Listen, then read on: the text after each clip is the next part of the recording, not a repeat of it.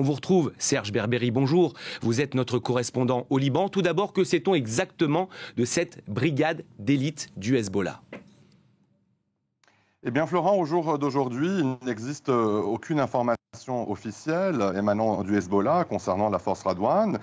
Ce que l'on sait de sources israéliennes citées par les médias, c'est que cette unité d'élite aurait été fondée dans les années 90. Elle était alors connue sous le nom d'unité 125 ou force rapide d'intervention. Pour les analystes, eh bien, la création de ce commando marque la transformation du Hezbollah en une organisation paramilitaire hautement organisée, capable de mener des opérations de guérilla et de résistance. Cette force d'élite serait le produit de l'expérience acquise par le Hezbollah lors de son engagement contre l'occupation israélienne du Liban dans les années 80 et aussi lors de sessions d'entraînement en Iran. L'émergence de cette unité s'inscrit dans le contexte plus large du conflit israélo-libanais et de la montée en puissance du Hezbollah en tant qu'acteur majeur au Moyen-Orient. Le commando a été rebaptisé Force Radwan en 2008, après la mort de Imad Mognieh, l'un des plus célèbres chefs militaires du Hezbollah, communément connu sous le nom de Haj Radwan. Je vous rappelle que Imad Mognieh est décédé à Damas dans un attentat à la voiture piégée attribué au Mossad israélien. On ignore pour l'instant le nombre exact de soldats au sein de cette force Radwan qui a joué et qui continue de jouer un rôle crucial dans plusieurs opérations du Hezbollah, notamment des attaques contre les forces israéliennes à la frontière libano-israélienne.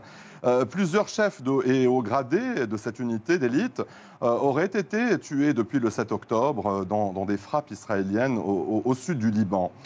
Dans ce contexte, en quoi consiste la stratégie du Hezbollah, le bras armé de l'Iran au Liban ? J'ai posé la question à Sami Nader, directeur de l'Institut de sciences politiques de l'Université Saint-Joseph à Beyrouth.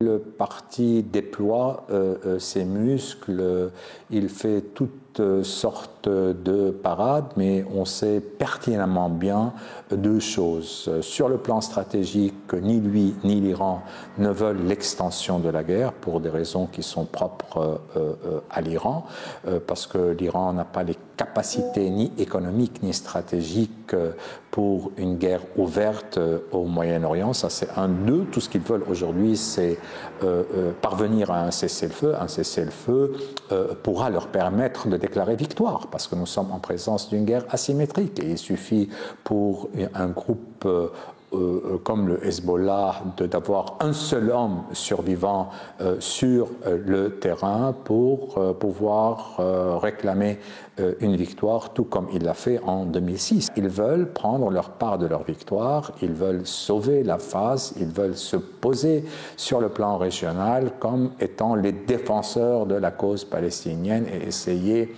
de remporter ce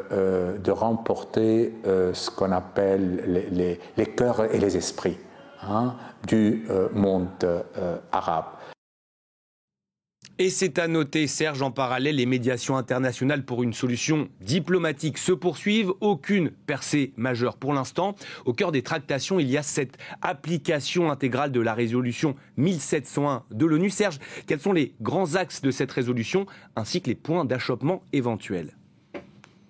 Eh bien, la résolution 1701 du Conseil de sécurité des Nations Unies a été adoptée le 11 août 2006 dans le contexte de la guerre entre Israël et le Hezbollah. Cette résolution qui a mis un terme à la guerre des 33 jours vise à créer un environnement propice à une paix durable entre Israël et le Liban, notamment en renforçant la FINUL, la force onusienne stationnée au sud Liban, et ce pour surveiller la cessation des hostilités, mais pas seulement, Florent. La résolution appelle aussi au déploiement de l'armée libanaise dans le sud du pays et au désarmement de la zone frontalière. La résolution exige par ailleurs le retrait complet d'Israël du Liban, où Tsahal occupe encore plusieurs régions contestées, notamment les fermes de Sheba, les collines de Kfar Shuba ou encore la partie nord du village de Rajar. Malgré les défis persistants, notamment en ce qui concerne la présence présence du Hezbollah et de groupes armés dans la zone frontalière. La résolution 1701 a joué depuis 2006 un rôle crucial dans le maintien d'une stabilité relative dans la région, et ce jusqu'au 7 octobre 2023. Vous connaissez la suite. Depuis l'ouverture par le Hezbollah, d'un front de soutien à Gaza, au sud Liban, les risques d'une guerre totale sont de plus en plus sérieux et menaçants. La résolution 1701, dans sa forme actuelle, est-elle encore viable? Au micro de France 24, Antoine Sfer, docteur en droit international, nous en dit plus. Le problème actuel, c'est que la résolution 1701, dans cette résolution, il y a, si vous voulez, des étapes. À leur tête, il y a les concertations que le secrétaire général des Nations Unies doit faire, entretenir entre les parties concernées, c'est-à-dire le Hezbollah, Israël et la République libanaise, envers une solution plus durable. Alors ça exige une solution politique, et pas une solution politique multilatérale au niveau régional seulement. Alors les Américains doivent si vous voulez, encourager les parties et faire quelque chose de palpable, afin que Israël puisse accepter que cette résolution soit une résolution finale suite à la délimitation des frontières pour mettre fin à ce conflit. Et de la part du Liban, l'armée libanaise doit être déployée sur toutes les frontières, et il faut que les forces internationales puissent aider l'armée libanaise par les armes et les équipements pour que l'armée libanaise puisse prendre ses charges en ce sens. Voilà donc pour ces tensions dans le sud du Liban. Merci beaucoup Serge, merci également d'avoir réalisé ces 2 interviews pour nous.